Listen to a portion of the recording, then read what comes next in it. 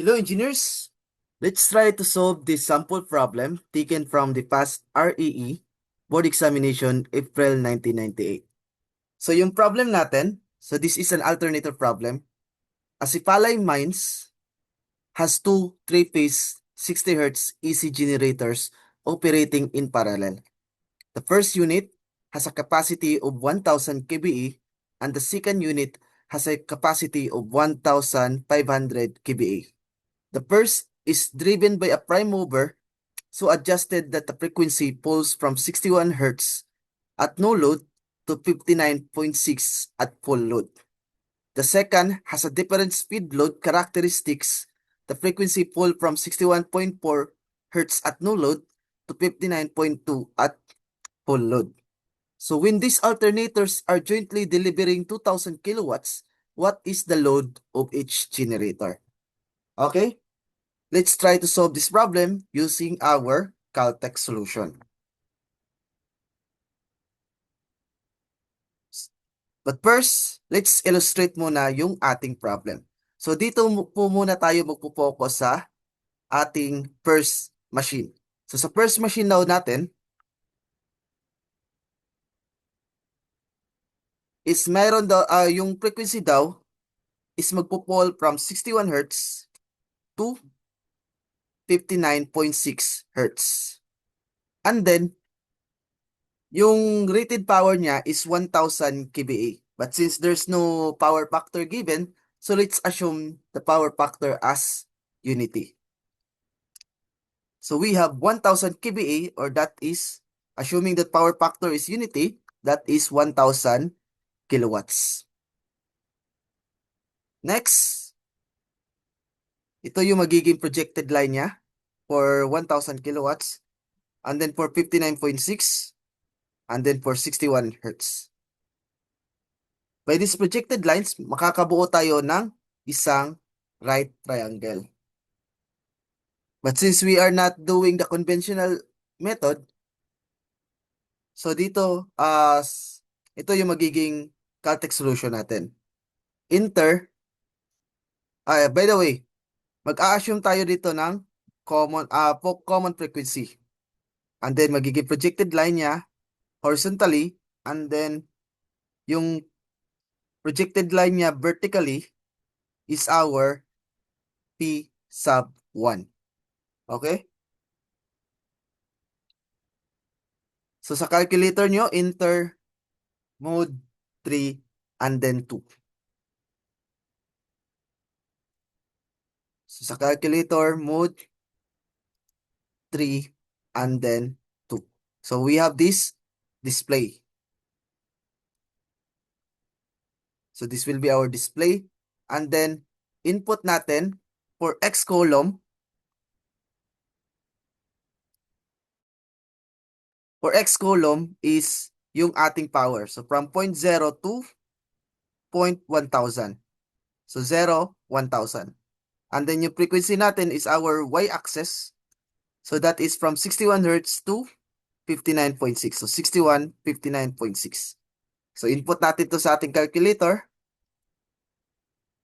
So from 0.0 to 1,000 kilowatts. And then from 0.61 Hz down to 59.6. And then equal natin. So this will be our display. And then enter EC. So enter EC natin yung ating calculator. And then input natin yung regression A. So paano natin mahanap yung regression A? That is SHIP 151. So SHIP 151. Equal natin, that is, the result will be 61 Hz. So itong result na to, stored natin sa variable A. So SHIP stored variable A. So SHIP stored variable A. Next, input natin yung regression B. So paano natin mapapalabas yung regression B? That is, this is regression B. So correct lang natin to, engineers. This is regression B.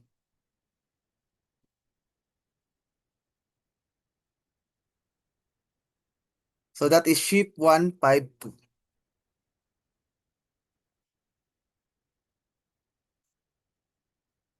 Sheep 1, 5, and then 2.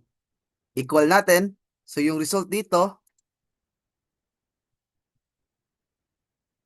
stored natin sa variable P. So that is sheep stored variable P. And then equal. Next, since nakuha na natin yung regression A at saka regression B, let's proceed with the second machine. So sa second machine natin, engineers, so yung machine natin is magpo-fall from 61.4 Hz to down to 59.2.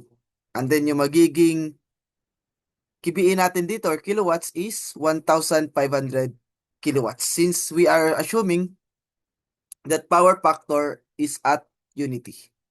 And then projected line, projected line, projected line. And then this is our common frequency. And this line will be our P sub 2. So correct lang natin to, engineers. This is P sub 2.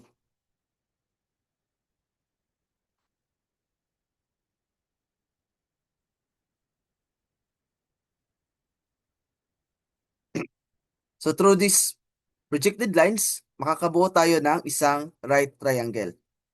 So same process with the first machine, enter mode 3 and then 2. So sa calculator nyo, balik tayo sa mode 3, 2. So yung magiging point ng x natin is from 0 to 1,500.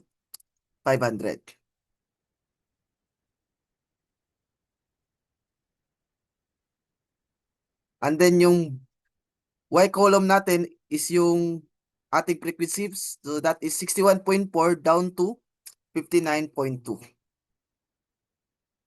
Sa y column natin, so 61.4 Hz at no load down to 59.2 at full load. Then, enter. So, ito magiging display natin, enter EC.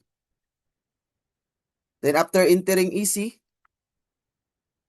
so enter EC, input natin yung regression A. So, that is SHIP 151. So, regression A, 51 equal. So, that is 61.4. 61.4. So, itong result na to, stored natin sa variable C. Stored natin sa variable C. So, that is SHIP stored variable C.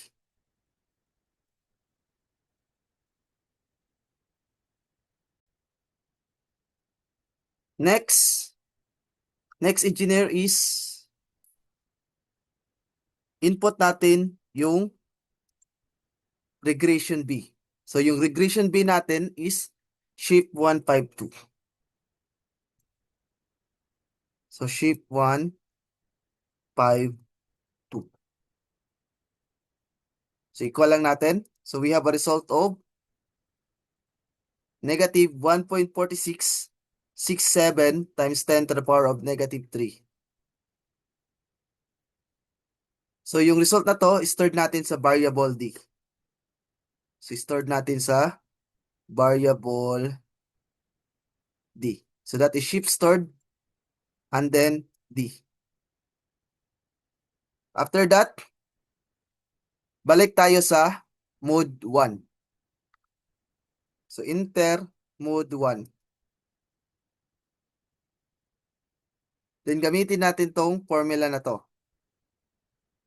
So, no worries, engineer, kasi itong formula na to is plug and play na lang. So, for P1, that is D times the total power plus C minus A all over B plus D. And then for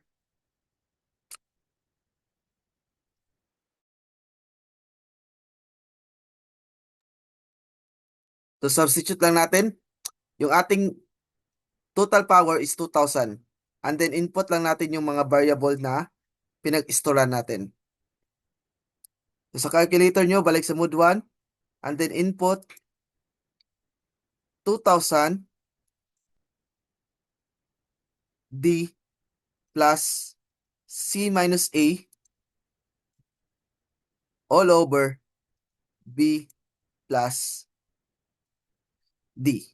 So equal lang natin. So that is 883.72 kilowatts. So that will be our P sub 1.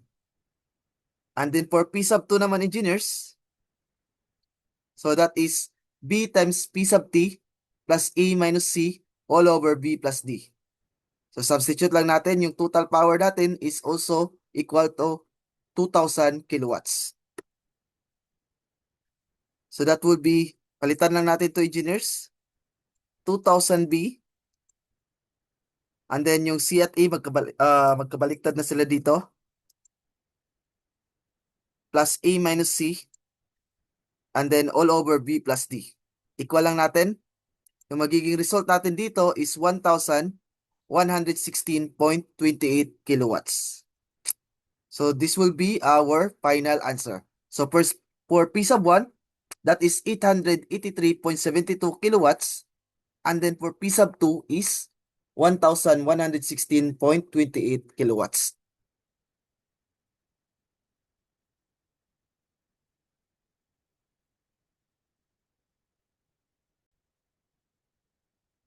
Okay? Same problem, but this time is isa-simulate natin yung ating Caltech solution from the very beginning or from the start. So first, punta tayo sa mode 5, mode 3, and then 2.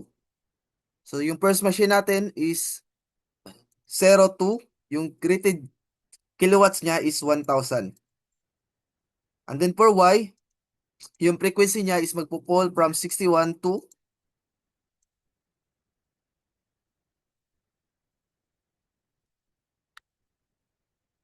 59.6. And then, enter easy, hanapin natin yung regression A. Shift 1, 5, 1. Equal, yung result, stored natin sa variable A. Next, yung variable B naman, or variable B, regression B, shift 1, 5, 2. Equal lang natin, yung result, stored natin sa variable B. Tapos na tayo sa first machine, punta tayo sa second machine. So mode 3 and then 2. So yung second machine naman natin is from 0 to rated power na 1,500. Tapos yung frequency niya is magpo-fall from 61.4 to down to 59.2. Equal, enter easy. Then regression E, shift 1, 5, and then 1. Equal, yung result stored natin sa variable C. Next is the regression B. That is shift 1, 5, 2, equal, stored natin sa variable D. Since na stored na natin lahat from A to D, so balik tayo sa mode 1. Punta tayo sa mode 1.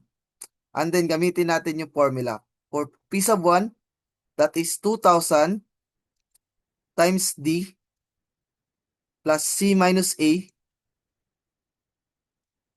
all over B plus D. Equal, so that is 884 kilowatts. And then for P sub 2, that is 2,000 B, and then magkakapalit yung variable C at A. So that will be A minus C all over B plus D. So input, inter-equal lang natin. So that would be 1,000 116.27 kilowatts. So that will be letter A.